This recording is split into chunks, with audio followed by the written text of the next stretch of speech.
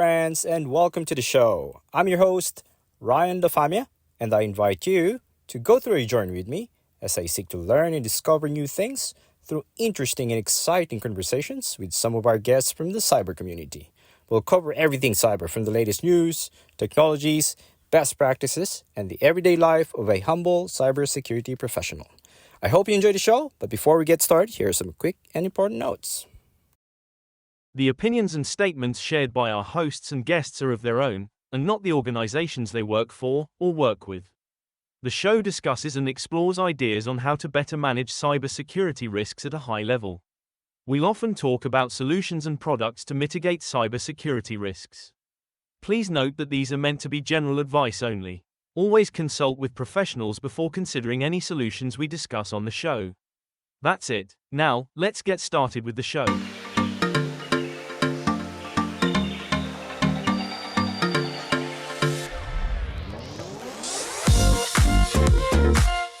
All right, cool. Ready to start? Yeah, let's go. All right. 3, 2, 1, and we're live. How are you, Yuri? Very good. How are you, Ryan? Not bad. When was the last time we saw each other? Probably 2023, I think. When did you start the company? Yeah, I think I started in October 2023. So yeah, it's almost a That's it. year. Yeah.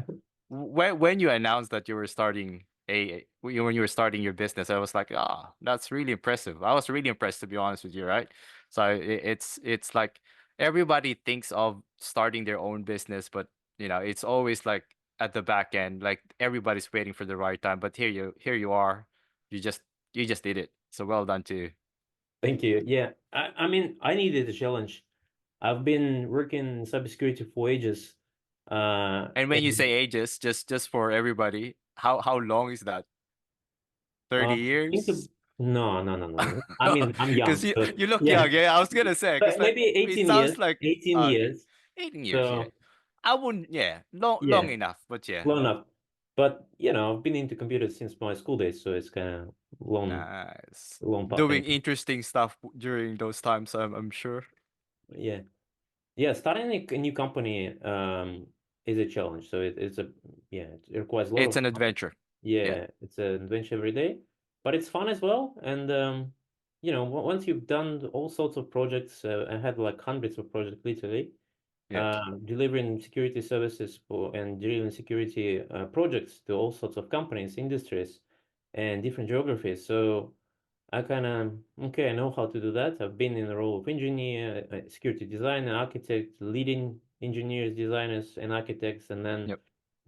from this kind of systems integrator roles, I switched to SOC role. When I joined Deloitte in 2018, I was like a senior engineer there, and then became a director running engineering function for the whole cyber intelligence center.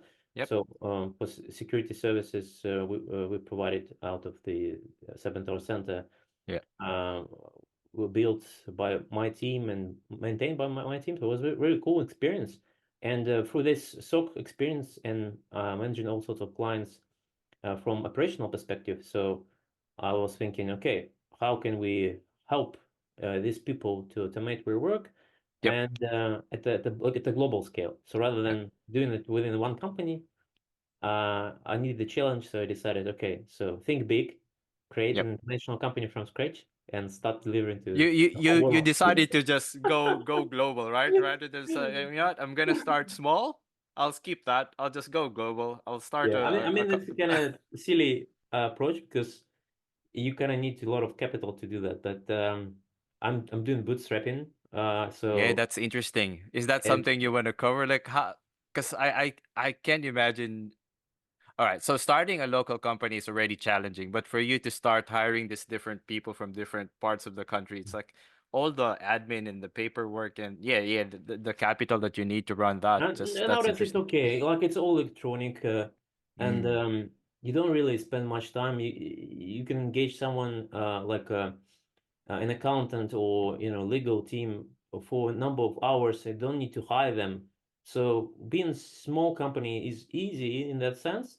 Although when you operate in multiple geographies, you need to know, taxation, what withdrawal taxes in certain countries, some of Yep.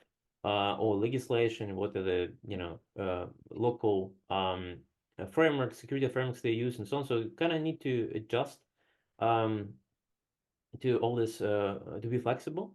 Yep. But I think it's kind of cool when you small. You can focus on really deep into certain area, and then you can be excellent in that area. So Yep. that's how you can deliver. And I think the other thing was like when you start a company, you need to balance between production and marketing and sales. So if you don't push enough into the sales part, then whatever product you have, it will never, Yeah. be You have to delivered. wear different hats Yeah, every yeah, day. And yeah. sometimes in one day you'll wear different So hats, I was right? fortunate, so because the core technology step for RST Cloud has been in development for 5 years, so a lot of nights and weekends, thousands, I believe. So you've been working on this project for a long time. So Yeah, it was it's more not like a like you hobby just for me, decided but to do it. Yeah. yeah. So the company started in Australia in October 2023, but the technology existed before. So That's good. That's yeah, good. so I was lucky that I could, piggyback on the previous research and effort and development which Yeah. was done before us, and then yeah. Anyway, so it's still very challenging because you need to work wearing many hats. Yep. And for me, as always been an engineer, I'm kind of at one company I was like crazy professor, as they called me. Then another one was Mr. Google. Ask a question, and he has an answer. Um, I think at Deloitte they were suggesting me to create an Yury LLM to replace it. I think that's gonna work if you create your own LLM. You just brand it, right? So I've got this threat detection use case that I don't know how to develop. Oh, ask your LLM. I'll just develop it for you. No, well done. So your background really is engineering, right? So you've been working on computers since you were young, and tinkering with it. So like when you say engineering, so maybe just for the audience, like is it security engineering? Is it network engineering, computer engineering? Like specifically, what would you say your focus was, right? What Mm, was your domain? yeah, mostly security engineering. Yes, Yep. so I graduated as an information security specialist with a Yep. focus in cybersecurity. So it was you kind of need to protect information. It kind of in all sorts of states, right? It could be physical, it could be like you need to protect with dogs and fences, and sometimes you need to take care about papers and Yep. or work with the information as electronic signal. So uh, I was, considering all states and working with all sorts of kind of security measures. But then Yep. my focus was really on cybersecurity side Yep. and how to protect, information when it's circulated within computers and processed by computers. And so when I was a engineer, initially I studied like mounting firewalls. At the time, there was not many security products there, like firewalls, antiviruses, and IDSs. Yep. And then SIEM was like Cisco MAS, Symantec SIEM. I think in 2008 or 8, 10, something like that. No, it Then was very immature back then. It yeah, was yeah, yeah. really just like a log storage. Yeah, Yeah. very simple. And then I became a security designer. I was, designing different systems. So you have like a business problem, like let's say the bank is expanding their ATM network, and to support that, IT need to, supply certain things, and security needs to do certain Mm. things to align with that strategy. So, you've been directed into this, and you think what needs to be done to help them to achieve the goals. And then as a designer, you kind of create the system and the design which will be, help in that. And then I was an architect, so there was like you need to understand a lot of sorts of things, consider people, technology, products, and understand the client business, and then come up with a complex solution where you have like 20 different, solutions working together. It was like a Lego thing. So if you understand how each block works, and you kind of at least can talk and listen to your client, then it's easy to build it. Yeah. after that, I've got quite a lot of experience. I was like leading engineers, leading designers, architects, So and you're basically managing the people now. So after spending years and years of doing the actual work, engineering, designing, architecting, you moved on to managing the people. And this really makes sense, right? So so accumulating all of this knowledge then allowed you to develop this product, right? So this platform that you've developed in 5 years, and then you've decided to actually go and run it as a company. So you've developed for 5 years, and that 5 years you were just doing it on yourself, or you were getting some help, or how did that work? no, and then we have like had a smaller team of people who were working together, and Ah, nice. That's yeah, good. So maybe we can jump straight to that, right? So maybe give us a bit of background on the business that you've started. Like, what is it about? What problem is it solving? And like, what's the core offering there? What do customers can get out of it? yeah, it's to help security operation teams with their And the daily name of the company, work. by the way, if it's not obvious, is RST Cloud. How do you pronounce it? Is it just RST Cloud or RSC, yes, yes. You Cloud? Yeah. know, TCP packet, you have different I flags, know. I was like, PIN, 'cause X, when I D, read and that, should I RSC is say reset reset. or? Yeah, so when I work with the IDSs, at the time there's not many things, and you can send a RST packet to, Yeah, yeah. to stop the connection, right? So that is like you stop threats from the cloud. No, there you go. There you go. So yeah, well done. Makes sense. So yeah, give us a bit of background on the company. Like, what problem is it solving? What are Yeah, the core so offerings? Yeah. we're a security engineering company which help to build CTI tools, CTI products for security operation teams. So, for example, if you're a SOC analyst, you would want to have some supporting information enrichment to understand when an incident is being raised, what is it, right? So we had like, example, a client, they're using Elastic and they getting some alerts from IDSs and firewalls saying this is blocked. Yep. Okay, that's blocked. Probably skip it. And then this was something malicious but not blocked. What to do with that? So enrichment here helps to understand what happens and whether it's certain malware. When you know the name of the malware, you can go and check the profile of that malware. What else it does? What TTPs and what do you need to look for? What other next steps you need to perform, right? So this is one case for SOC analyst. Then if you're a security engineer, you're building that threat detection, threat prevention, and ensuring that it actually works. So there's a lot of things like how you manage the threat intel feeds, how to merge data, how to expire it, how to rotate it. So when we built the cloud, we kind of managing it on our side. So when the Yep. client integrates the data with their platform, whether it's a SIEM, SOAR, so we have an app for Splunk, we have an app for XOR, we have cloud-to-cloud integration with Microsoft Sentinel. So you kind of tick the box and you get it integrated, right? So that's Yep. the core idea.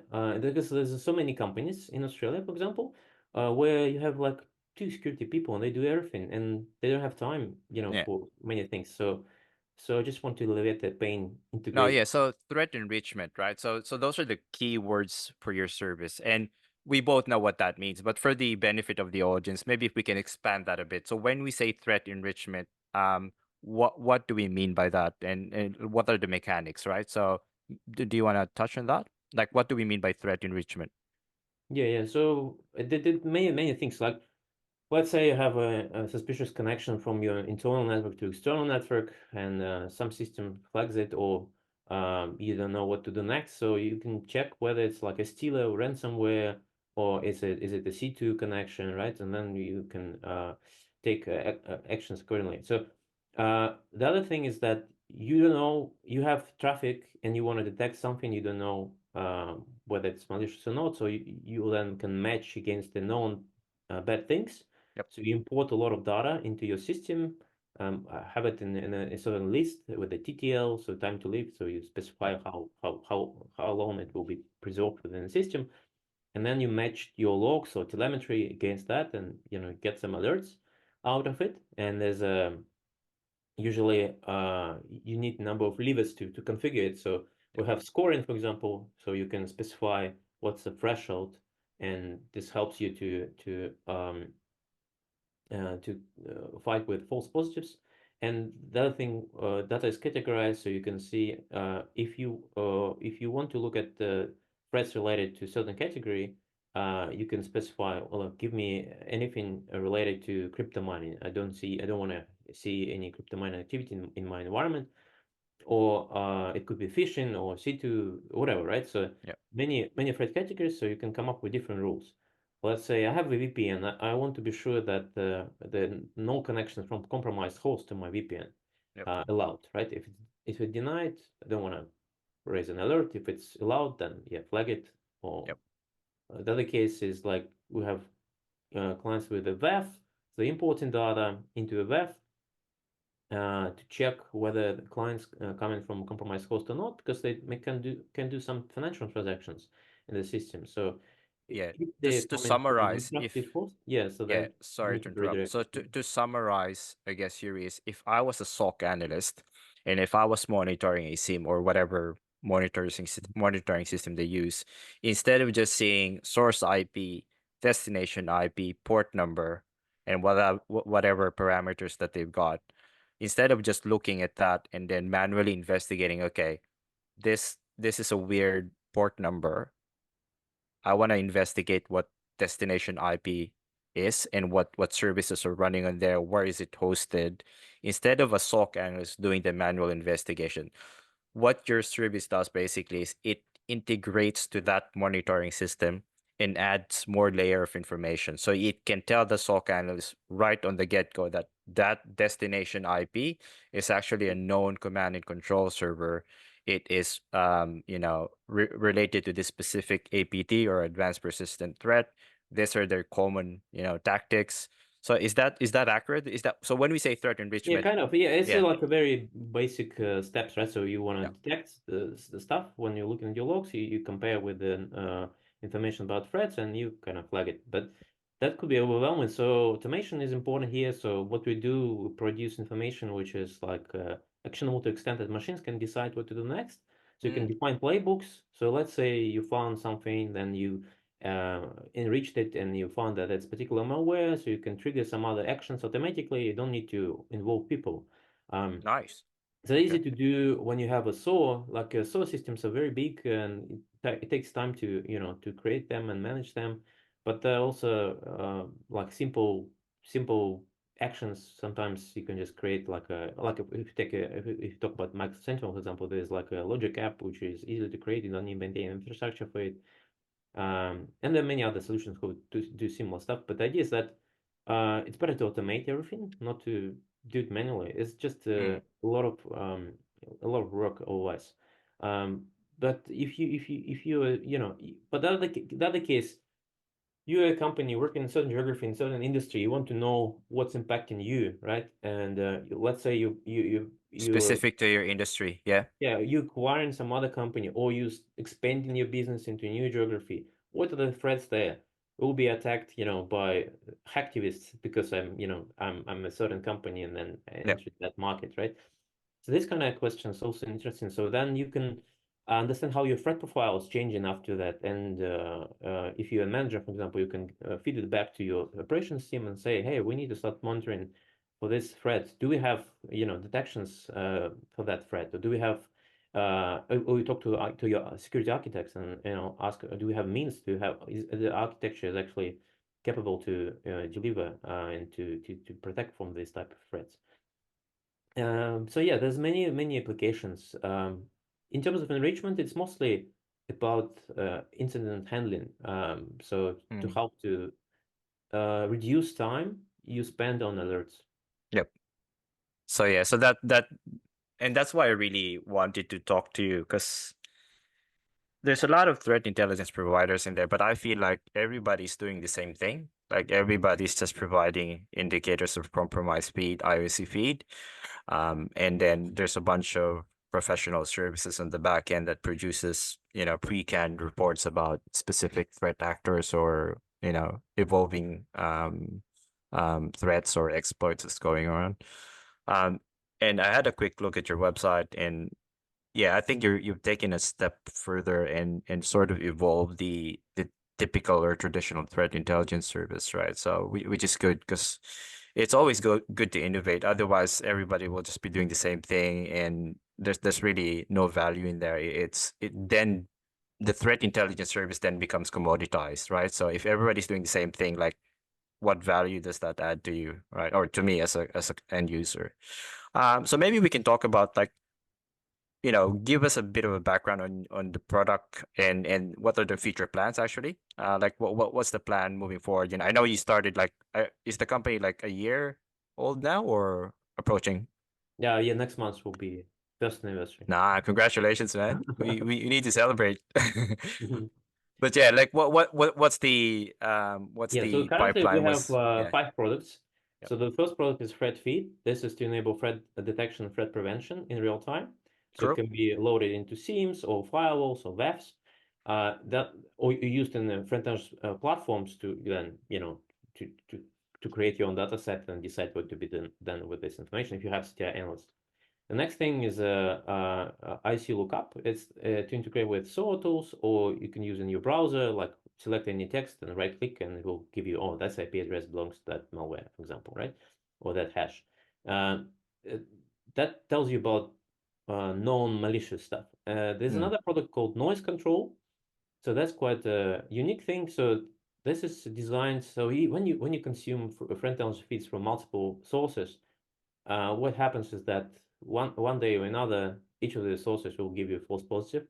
Mm. So this tool is designed to help you to check the data and ensure there's a certain level of quality of it by removing things like IP addresses of CDNs, hashes of well-known software like CalcXZ, PowerShell, XZ, and so on. Sometimes when you have a threat report talking about living off the land, there'll be a lot of false positive in the reports talking because there's some of the hashes of kind of normal tools like used by everyone will end up in that list.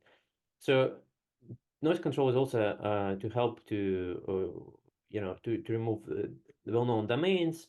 Sometimes a sandbox report is being analyzed by the system, and it extracts all the indicators, and it's actually, let's say, drive.google.com. There's certain URI Yep. part which is a file which is being downloaded as a malicious file being downloaded, but the domain itself is benign. So it's just to ensure that there's certain quality when you ingest data into your Frender's platform. So Yep. that's for more mature kind of clients who already has Frender's practice. And the other case for it is integrated with the SOA as well. So again, you have an incident raised by some system. You check it if it's known bad. Yep. There's no confirmation. Okay, then you check if it's known good.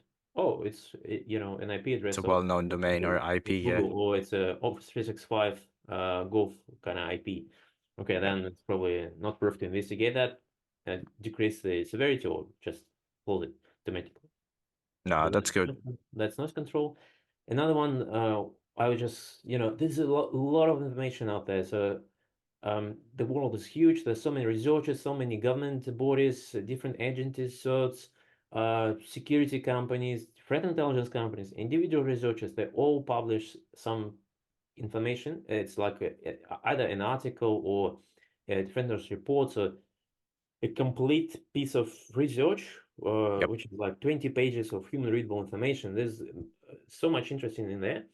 And so I just asked, can we transform that from human readable format into machine readable format so we can Yep. use this knowledge automatically?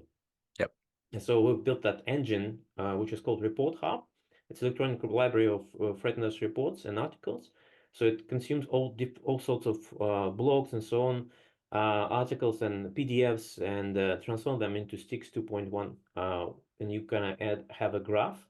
So you have information about threat actor, what tools they use, what malware they use, indicators of tools and malware, relationships of that threat actor to certain countries, to certain industries, relationships of malware, whether this threat actor originates from certain country or targets a certain country. So we distinguish it as different relationships as well. And there's also campaigns. So sometimes you have like a big butchering campaign happening. Yep. So and then you have indicators to the thing. So what happens next? So we partnered with one of the major US cybersecurity companies. I would say they're like top 5 security companies in the world. So we're issuing a new integration with them very soon. Yep. The press release on this. So the idea is there. So you have a XDR platform, and you want to do automatic threat hunting. So these bundles of a complete threat research, transformed by us, is being pushed into that system, and then there's a job which runs that and creates an automatic kind of hunt out of Yep. it. Then this is being assigned to your threat hunter. They, go deeper if something is found. And then if they feel that there's a need to pull SOC analysts into this, they can reassign the ticket or just, ask someone to join. But the idea is that this moment when you sit and look at the wall and think, oh, what is hypothesis for today? Yeah. That's always the struggle, right? Like, where do you start? Yeah, and especially when you're just starting this threat hunting practice. When you have a mature practice, it's easy. But if you just started that, so this initial hypothesis generation is a problem. So this threat report is really a good thing because you're getting it from all sorts of countries as well. So Yep. the engine we have can consume any language. So we're getting from China, we're getting from Spanish world, so English speaking world, Russian speaking world, and so on. Yep. And then you get it from all perspectives. So, Chinese is interested in what's happening in their region. So, for example, they'll be producing reports on how Pakistan attacks India and so on, right? So, Can if you you- also yeah, like produce that report based on industries? Like if I was running a SOC and of course, yeah. in a financial services industry, because if I was doing the threat hunting, I would then start, and there are many variations of this, right? I'm not saying that this is the best way to do it, but Mhm. if that was me, I was like, I would always start with the industry. Like if it's a financial services industry, you then look up like, okay, which APTs typically target financial services, right? Like what are their motives? Usually it's financial ransomware, service disruption sometimes, and then what are their techniques, and then you can start from there. You can your hypothesis can then evolve from there. So if your offering can then do that based on industry, that will help a lot. I feel like, if I was starting today, 20% of the thinking would be spent on that. Like, how do I strategize the threat hunting? Like hypothesis, what hypothesis am I gonna come up with? So if you've got that per industry, I feel like that will help a lot. And you said the offering actually does that. Yeah. Because as I said before, we have all sorts of not all, but many different relationships extracted. So you have targets a relationship, which means you can associate a certain malware or threat actor or campaign to a certain industry and country, and then you can create a query, and you'll see all threat articles related to that industry in the world, right? Or you want to narrow down it to certain geography as well. So, and then a certain company will report that that particular malware targets that industry. Another one will say that industry. Third one will reassure, confirm that it's actually industry A is targeted, or maybe both of them. But the idea is that there's a certain mainstream opinion on this, and when you have a lot of supporting data, you can actually make good decisions, right? So our goal is just to automate that. So if you want to have all FriendLaunch reports publicly available on the internet in your FriendLaunch platform, you can get it. Just tick the box and you download from Resty Cloud. So that's kind of the main proposition. So we alleviate the pain of CTI analysts. If they want to read threat reports related to a particular topic, they can just come up with a query and say, give me reports about that malware, about that threat actor, or about these vulnerabilities, or about that country being targeted, or about that country and that industry being targeted. And How then, often is that report like refreshed, like generated? So is that on So on average, so yeah.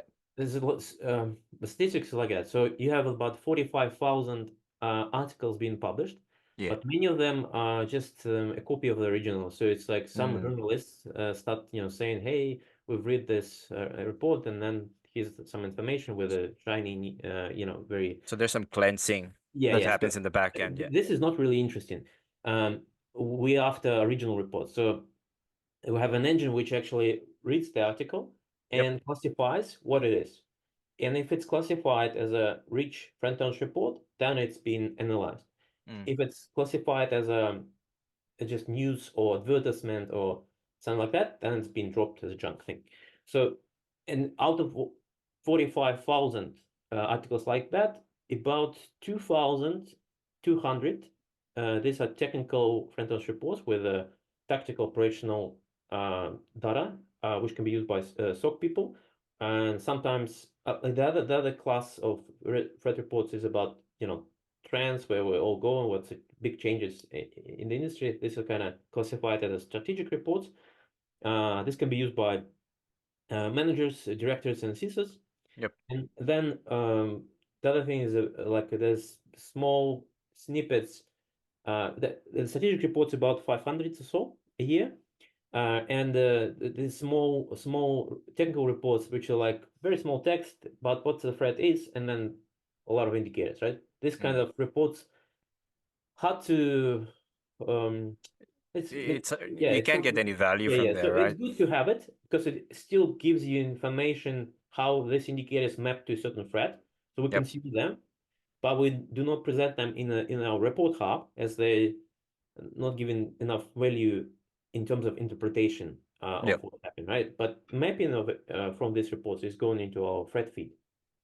And then I think I didn't mention Whois API, but this is like an enrichment small API which allows you to check if certain domain is newly created, like created 2 days ago, or who is the registrar. So you may have certain statistics. You want to pivot from one domain to another when you do your threat hunting, or you research a certain adversary infrastructure. You do pivoting on different things, on domains, on who is who registered that domain, who was a registrar, and so on. So this is like a handy tool to help with enrichment as well. Yeah. So threat intelligence, right? So it what's interesting with threat intelligence is that you can use it for short-term and long-term objectives. Like short-term, you can use threat intelligence to really focus, reduce the false positives, and focus all of your resources to high confidence alerts, right? And long term as well, you can use the threat intelligence reports to be strategic with your enhancement and the development of your solution. Right? If you have very limited engineering resources, you want them to focus on detection engineering that actually relates and more relevant to your risk profile. If you're in a public sector, what are the use cases that you actually should be focusing on? And sometimes, and if not most of the time, the threat intelligence report actually that I've seen would actually go to that level of detail. Okay, we've seen these threat actors in the wild. They're using the specific exploits, and they're targeting the specific organizations, and these are the TTPs that we've seen them use. So you can use that information to actually be more strategic, at the same time be tactical, right? So all right, so I want to pivot, if you don't mind, Yuri. Like, if I give you a scenario, if I'm running a SOC right now, it's pretty stable, right? So I've got people focusing on detection engineering, I've got people doing threat hunting, but it's very manual, and I'm considering to use threat intelligence. What would you recommend as the steps for me to integrate threat intelligence into my operations? Like, what's the high value first few steps that I need to take? Because as with most of the organizations, I've got limited budget, right? So if I'm gonna enable a capability, I want to make sure that it's actually, it provides good value for that investment. So what would you, for a SOC that has average maturity, 24/7. I've got L1, L2 analysts looking into alerts. I've got a little bit of threat hunting and detection engineering, but my big gap is leveraging threat intelligence to take that further. What would you suggest are the steps that I should take? Yeah, I think you could start with simple things just to deliver high value to your clients. You need to understand their threat profile, and that's where Report Hub could help. So idea is that when you create your detections and so on, right, you don't want to be overwhelmed, right, with the data. Yeah. So one of the common scenarios is that you take in feeds into your SIEM and start detecting in real time, and then you get some alerts, and that's more work for your analysts, right? Yep. So it's a viable scenario. When you follow that path, it's okay. My suggestion is to start from the other end and probably focus on threat research first, understand the client profile, and then start delivering things which will be really relevant to them, and then grow from there and go back to threat detection. That's interesting, right? So sorry to interrupt you, because my my thinking, and probably most of the cyber professionals are the other way around. You would normally say, "Oh, okay, you don't have threat intelligence. How about you just subscribe to a threat intelligence feed for now, and just use that to enhance your alerts. That way, It's an easy win. Yeah, it yeah." can be done, but depends. Like, No, but I like your it's approach. not That's what really I'm threat saying, right? intelligence. It's not really So threat you're more intelligence, but strategic, yeah. yeah. So with the feeds, what you can do, so that, for example, you just enable it. You set a score as a threshold, detect whatever is bigger than 50 coming out of my organization, or detect or ensure that if something is not blocked, just to check the firewalls, actually doing their job. Create a report rather than alerts, Mm, and then send it to your network team and say, hey, should have been blocked, but it's not blocked. And then you can integrate CentOS with your files. So yes, but it's more engineering rather than yeah, anyway.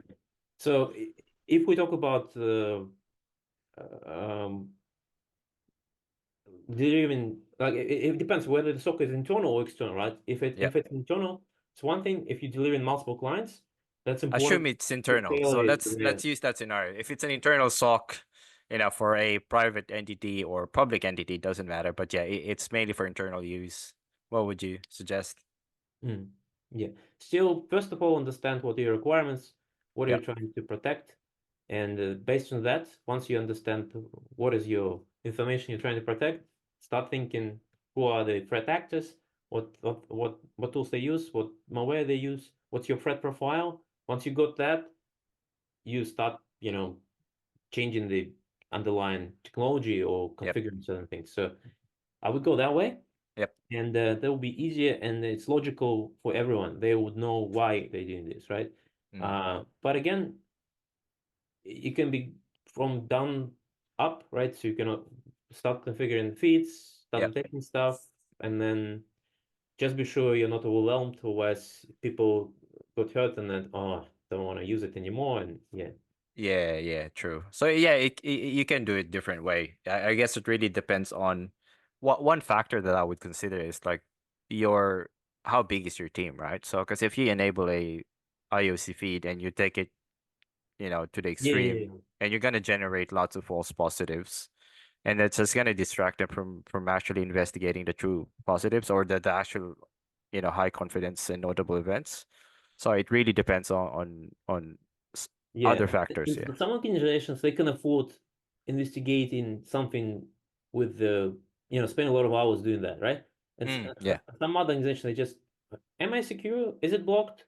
Fine, I don't goodbye. need to know. Why that happened? Who was doing that? Doesn't matter, right? So I just need to Yeah. know whether it's blocked, and If I'm it's not the blocked, I don't problem. care. Yeah. So in that case, yes, enabling the feed for this kind of scenarios, when you have very limited resources and you just want to know that the 80% of threads are being blocked, and then 20% of threads are being at least flagged, right? That's Yeah. good. Um, but yeah, there's by changing this leverage, you kind of increasing or decreasing your visibility, but at the same time, you also increase and decreasing false positive rate. Yeah. So if you kind of push the boundary up and start detecting only high risk indicators, you'll be protected from irrelevant threats for today, right? Yeah. But you may be missing something specific or something, Yeah. more yeah. So Yeah. Just to summarize, I think so. The answer really is it really obviously there's no one answer for everybody, right? But it really depends on your priority. So if you want to be tactical, you can use threat intelligence feed to sort of enhance the alerts. Like, you at least have some visibility on why is it blocked, is it malicious or not. But if you want to be strategic, you can then use threat intelligence reports to give you an insight into what's happening and hopefully get ahead of the curve and develop your detection engineering so that you can detect whatever is evolving at the moment. So yeah, you can do it, on these two other end of the spectrum. You can be tactical, you can be strategic, or maybe you can be in the middle. You can do both, right? So Mhm. yeah, that's good. And then I'll go to the next question. Like, so RST Cloud is 1 year old now, and you talk about the products that you mentioned. Um, is there like a new feature that you're working on right now or what are the other plans that you've got for Yeah, for yeah. the for the product? So to consume all this data we have, you kind of need special tool, right? It's a Prender's platform, for example. Not Yep. everyone has it. And so we were building an AI assistant. So for the companies who, for smaller companies who have no budget to hire a CI analyst, right? AI assistant. They can just use the AI guy and That's ask him a nice. question, and give me a hunt of a day. I'm a financial organization in Australia, Yep. and the AI assistant will analyze the underlying reports and give you information. Hey, you need to use that Yara rule or check the Sigma detection, and then you ask, can it be converted into Splunk? Right, here it go, it's Splunk. So that's to kind of, instead of paying, I don't know, 100K to person, you can use AI. And then for bigger teams, it's more say time saving, right? So to allow CTI analysts to focus on more high-level stuff, sophisticated stuff, and stop kind of responding to simple things which can be automated, right? The AI assistant would help just answering these simple questions. What are the TTPs for that threat actor? Here we go. Yeah. Um, And that's using, so so I don't know when you're gonna do that. So you're gonna basically feed it with those threat intelligence database that you've got, right? And then constantly update that LLM yes, so yes. that it knows the latest threats. Okay, that's really interesting. What That's we've done good. already, so because there's a lot of interesting stuff being, published by all sorts of. So again, we're not a analyst type of company, right? So we're security engineers. So we know how to get meaningful insights from existing data and how to Yep. create an engine which can, work with this data. Yep. So ideas that we have information about 750-ish threat actors, and we're constantly updating threat actor profiles internally based on Yep. all that threat and research using LLMs. And same on tools and malware, we track around 8,000 entities.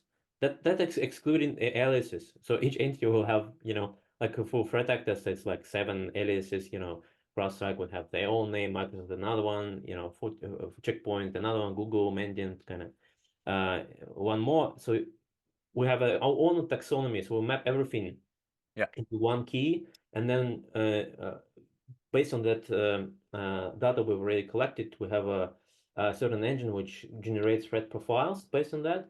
So what's the motivation of this actor, what resources they have, what infrastructure they use, who are the victims, and so on. So that's all mapped, and the same for tools. So there's so many tools there. So if you can do, like, if it was a person doing that, it would be like ages. It'll take forever. Yeah. So it's super cool that AI now enables such companies as ourselves. No, that's good. Yeah.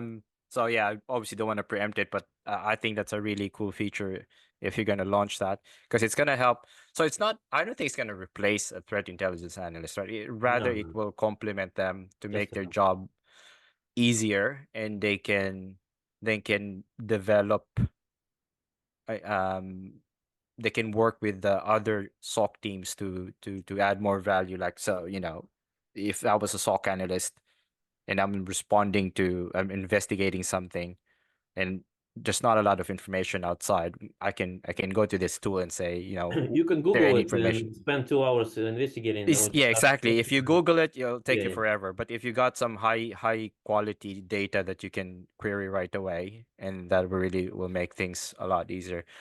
Sorry, Yuri, can I just pause for a minute? I just need to grab some water. All right, I'm back. what else do you want to cover? So we covered I the think you mentioned AI about CTI. competition thing. So I think the way we do things is that we actually don't compete, because what we're trying to do is to leverage all the publicly available data, whether it's kind of in the open domain or kind of in the, as we call, Yeah. deep Yeah. web, dark web domain, right? So idea is that if it's publicly available, it's you feel it's like a free data, but you need to do a lot of work to actually make it actionable, Yeah. and that's what our engine is doing, right? But when we have our pilots, and big companies, they already invested in threat intelligence, they have different providers already, but we Yep. find the data we have is complementary. So there's a certain company, they have specialized people working on analysis of certain threat actors. They'll be having very specific information which will be not publicly available. But on the other side, you have a lot of things happening every day, and people sharing They what won't know really about cares, those. Yeah. yeah, what really important to them. So what we find is we had like a pilot with a client who had anomaly in the group IB feeds and in some other feeds, and yeah, we found that the overlap is Yeah. actually not so big. So companies ready to kind of get the data from us just because we're not competing. We're complementary to this in terms of feeds as well, right? And in terms of threat reports as well. So you for example, buying, let's say, threat reports from a premium provider who give a specific report based on their internal data, because they have like 200 analysts working on it, right? And you can also complement that with a picture from the public threat research world, which we give. Yep. Yep. Yeah. So I guess that's one of your use case, right? So you're not competing. Instead, you can actually work with these providers to make their service more valuable and provide more context into their reporting, right? So and if I was, yeah, again, if I was running a very mature practice, I can do the same thing, right? I've got a bunch of threat intelligence working at the back end, and they can use this tool to get the job done faster and better. Yeah. I mean, we just ensure that the data is pre-scanned, pre-analyzed, massaged, and available to you in structured way. So instead of going and spending time analyzing that publicly available data yourself, you already get it prepared. So you just query, and you can integrate with all your sorts of your tools, right? Yep. One of our strategies is actually to ensure that the security ecosystems different companies have having like a simple integration with our cloud. So we have tick the box integration, or at least there's like some kind of script where you put the IP address and the URL and your credentials, and it starts pulling the data and pushing it into your system. So No. yeah, it's all about in getting all the insights available in the public domain into your systems and saving time personalizing that. Nah, yeah, that's really impressive. And if you do it that way, you then create unlimited possibilities with how you want to use that data. Are you using JSON format? What format are you using? Mm. So Yeah. we have different formats under the hood.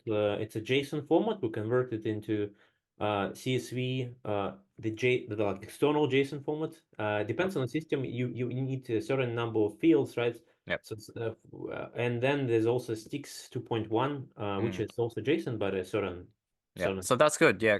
Because most of the other providers and even in-house developers tend to use JSON. So if you use that format, then you create the platform that allows the end users to actually take the data and use it for whatever purpose they want to use it, right? Yeah, So it depends. So there's like a big cybersecurity company in the US. They buying feeds from us, integrating their network security products, and delivering, service out the products used by their clients. yep. And they consume CSV, so they found that Ah, that's the most, CSV. Nice. yeah, for them Interesting. it was the easiest way. So they just focus on IP address in the main set. So Uh and that's yeah.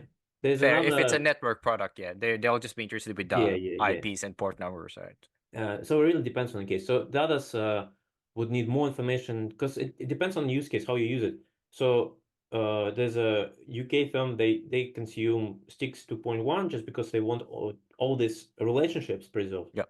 They want to know who is targeting what and, work with that high level information.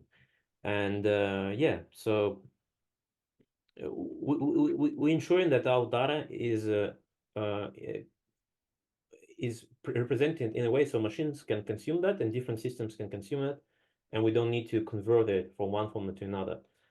Right. So just to wrap up, Yuri, because I think we've gone over time already, and appreciate you jumping into the show. So just to wrap up, if I can ask you, how are you feeling right now? Where your business is turning 1 year. Like, how was the journey? Are you excited for the future? How are you feeling right now? Yeah, I'm really excited. It's so cool. After being an engineer for so many years, suddenly I became a businessman, and now need to think about a lot of things. And it's so great seeing that products being used in all sorts of countries. UK, US, Europe. We have partners everywhere, like Pakistan, Saudi Arabia. Our products being piloted in South America or the Philippines and so Nice. on. So it's so cool seeing that the work you've done is being used worldwide, Yeah. and that motivates me a lot. So and I feel that being an entrepreneur is creating value, and I don't know, I love it. Now, yeah, you're solving a new problem, right? So you're well, actually, you're not solving it's the same problem that we've got, but you're solving it in a different way, in a more creative way, in a more scalable way, and making the service more affordable Mm. to everybody. So Yeah, well done. thank you. Thanks for jumping in again, Yuri. Much appreciated. Good luck with the business, and I hope to see you soon. Thank you very much, Ryan. All right. See you. Thanks. Bye bye. Bye. All right. That's it for today, everyone. Thank you for listening, and I really hope that you enjoyed the discussion and the topics we covered today. And if you want to hear more of this in the future, then please consider subscribing to the show through YouTube, Spotify, or wherever you get your podcast from. Again, thank you for listening, and take care of yourself. Goodbye.